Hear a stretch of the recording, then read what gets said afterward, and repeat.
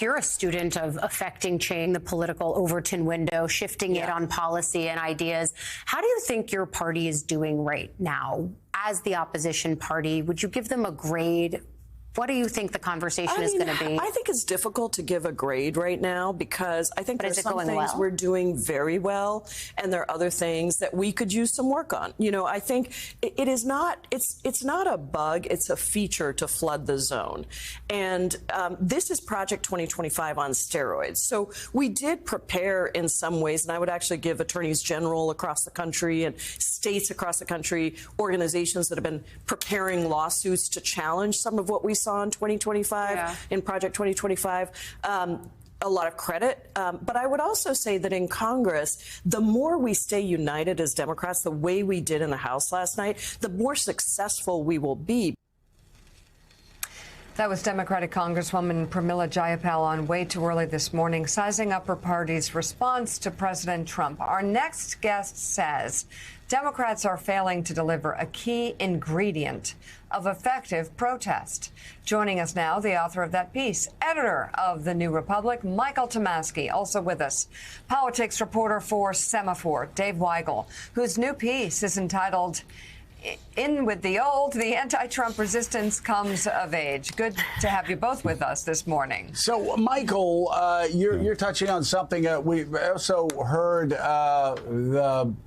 the guys on Pod Save America talk about all the time, that they believe the Democrats are too dour.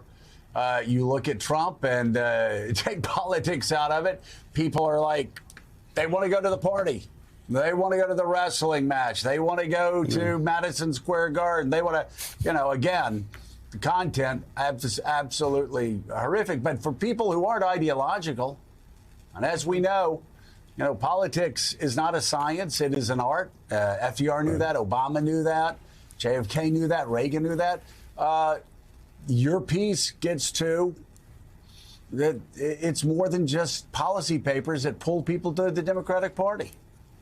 Yeah, it is. And look, I don't think it's going to save the Republic or completely revive the Democratic Party if Democrats flash a little bit more humor. But I don't think it can hurt. The idea for this column, Joe, occurred to me last Tuesday night when I was watching Trump's speech to the joint session of Congress, and I saw the Democrats hold up those cards. And I thought, oh, gosh, it's fine, but they could be more creative than this. They could really, what about a car, mock him, use some mockery. I mean, that guy's ego is so fragile and so brittle that if they had held up signs that made fun of him, I suggested one like Stormy Daniels says hello, that would have really rattled him. That would have gotten to him. Again, is this going to change the entire dynamic? No, but it will change the profile, as you say, of Democrats, how they're seen by apolitical voters, how they're seen out there.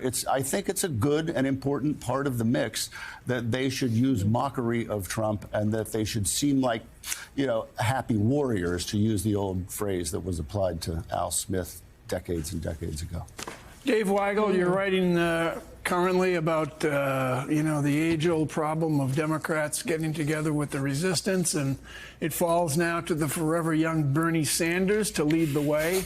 My question to you is, when you look at the Democrats and you see them, you see Chuck Schumer on TV waving his arms, my question to you is, why is it that the Democratic Party, as a group or individually, can't go home to their districts and stand in front of a VA clinic or an assisted living facility or a supermarket or a public school and indicate what's going on the opposite end of Pennsylvania Avenue from the White House as a threat to the way we exist, live, go to school, go grocery shopping?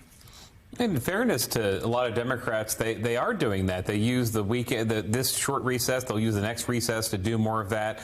They are holding town hall meetings and shaming Republicans for not holding more of them.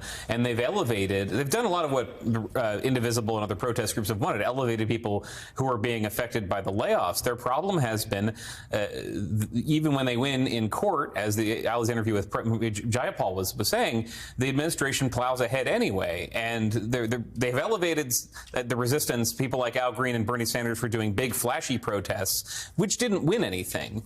When they win in court, they're reversing some Trump policies, but not all of them. And these attorneys and attorneys general we're talking about have had a frequent experience now of getting a victory, getting courts to, include the Supreme Court, to say what Trump is doing is illegal, and the administration to move ahead on it anyway. In USAID to destroy documents despite and say so in an email to staff, which usually is not the best way to get away with that.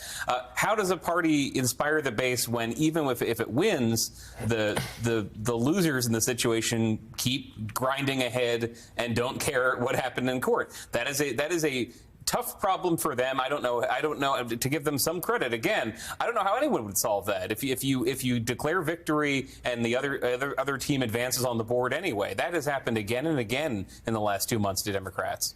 So, Michael Tomasky, to the point just made about how Bernie Sanders is still out there drawing big crowds in a number of locations.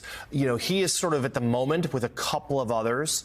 Senator Murphy's been out there quite a bit from Connecticut, you know, sort of becoming the face of the resistance, if such a thing exists. And that's my question to you. Do Democrats need a face of the resistance? Or is it okay right now that we're hearing a little bit from Jeffries, a little bit from Schumer, a little bit from Senator Sanders and the like? Or should they be coalescing around just a couple of key figures?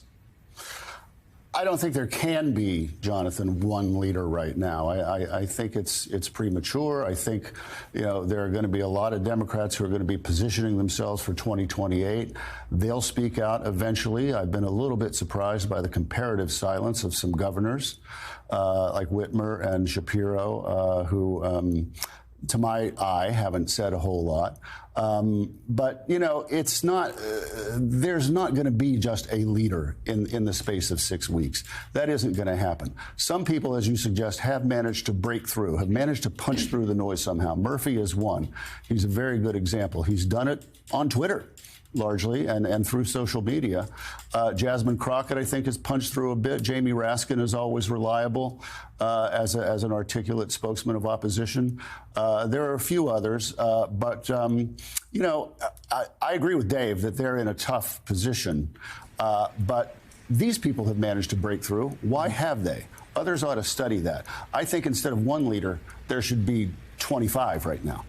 And that's always been the case, right? As Democrats have had a deep bench. 2020's primary was a key example of that. And then, of course, you land here. And what I was so struck by from Congresswoman Jayapal this morning is the way that she says we knew a lot of what was coming. It was in Project 2025. They had been through a Trump administration before. He is an extremely well-known political figure. And yet, it seems at every turn they are flat-footed. And in my conversations with Democrats, voters, they feel frustrated about wanting more, but they can't quite quantify what that is. And they are storytelling and bringing up voter stories. But what is that enough? And who's grappling with that? No, they're just commiserating with them as they lose or as they get a victory in court and people get fired anyway. That keeps happening. The battle over the CR this week is a good example of this because the reason so many Republicans are comfortable voting for that is because they have been promised pretty much by Elon Musk and J.D. Vance that the president will use impoundment powers and not spend money that they don't want to be spent. Anyone at home who knows about the Impoundment and Control Act says, but that's illegal. Sure it is until a court deals with it. There's billions of dollars of spending that's going to be stopped. In the meantime, Democrats are in this position of voting against it, knowing that the funding will be impounded, but the people will be fired, funding will be stopped, whether they vote for the CR, whether it passes or not. It is a real no-win position for them. And how do you go back and inspire people with a no-win position? The way that Sanders has been doing it has been being incredibly consistent, just explaining the problem and saying people need to resist. He is not at these rallies in these 50-minute speeches saying, and here is my plan for winning. It is, and here is my plan for rallying people so that once we get to the ballot box again, the country is so angry at Elon Musk using the presidency to sell cars and to make himself rich that they turn out and vote against him. That's not, we're going to do this tomorrow. That is in 21 months. We might have a victory. And that's not the most inspiring thing. But yes, it is getting people out there and rallying and active, and Democrats are doing better in special elections, in partly because of that. Those special election wins don't mean Elon has to go. There's nothing they can do to turn the administration around.